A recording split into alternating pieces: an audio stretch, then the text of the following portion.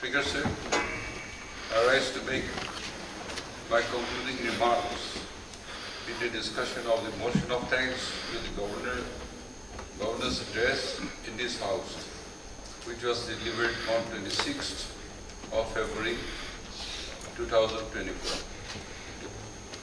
Sir, first of all, I thank all the honorable members who had participated in the discussion. Of course, every member cannot be given a chance to speak in such discussion for want of time. However, let me say that the even honorable members who have not spoken during the discussion are also participating in the discussion by being a very good listeners, and I hope everybody is aware, learned, and educated. This is not much point. There is not much point to be a good speaker unless there are also attentive listeners. Therefore, thanks are due to all the honorable members of this August House for their participation in the discussion. Sir, the 11 persons, honorable members, I will not waste time reading their names, but they have spoken with keen interest from the backward areas concerns, their constituencies, the district, and also the state level and the people of Nagaland, particularly keen interest in the Naga political issue. And most of the speakers in the discussion have dwelt on the urgent necessity of bringing about a peaceful atmosphere in Nagaland and taking Naga political issue to its logical and peaceful conclusion in the spirit of give and take. During every session of the Nagaland Legislative Assembly, we have always given sufficient time for discussion on Naga political issue, highlighting our concerns on it and even pass Assembly resolution to press for an early and peaceful solution of the Naga political issue. Following this tradition, this House, the 14th Nagaland Legislative Assembly, has also been discussing the Naga political issue in every session we have had. Let us hope that our collective efforts will bring good results and would be able to witness the final and peaceful resolution of Naga political issue during the tenure of this House.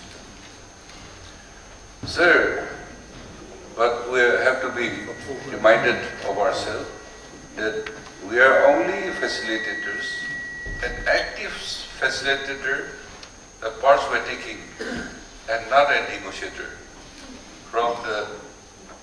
And how today we had exhibited our commitment to the people of Nagaland. Nagaland is full of differences, opinions, and thinking. And also, honorable members, we have come from different political parties or even from independent and running an opposition-less government. This is how Naga should emulate and unite so that we can pursue together. And in that, I believe that we can bring some good result about the Naga issue and for Naga people.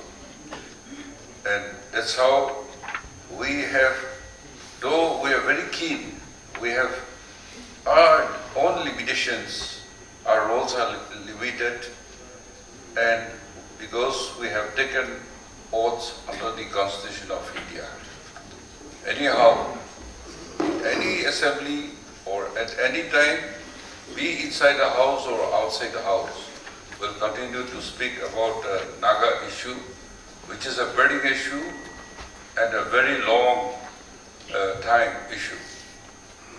Sir, I see that some honorable members have spoken about FMR and expressed their concern on the recent announcement of central government for suspending and for fencing the border. This is indeed a very serious matter for our people, especially those who are staying in a border area. I assure that we are alive to the situation, and we had written to the central government conveying our concern and requesting for continuing the FMR. It's okay, we discuss here at any length, we can pass resolution also, but government of the day, our government had already written that they should continue the FMR in Naga area. That is already been communicated.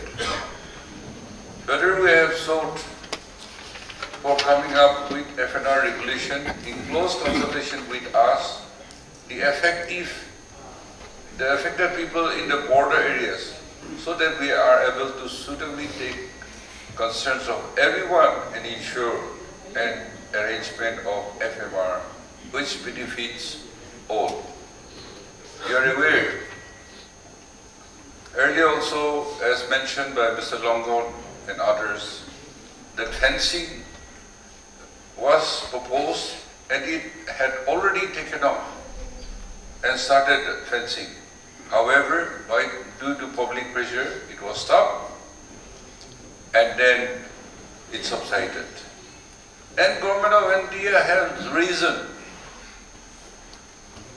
The reason to fence the international border between India and Myanmar. But we have our own problems. That's why we need discussion. And we also, as a government, we should understand the government of India and try to prevent, particularly drug trafficking, smuggling, and illegal activities that is going on.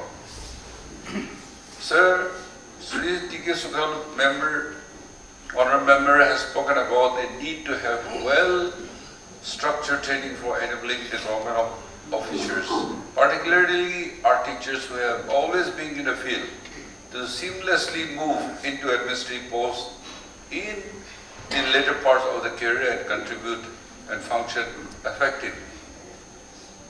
Training, capacity building programs and school leadership programs are conducted at regular intervals to capacitate our teachers to function as education managers and administrators. And this is a mandate in the National Education Policy of 2020. We will continue to look into for further streamlining our training programs for ensuring that the concerns as flagged by the honourable member is comprehensively addressed.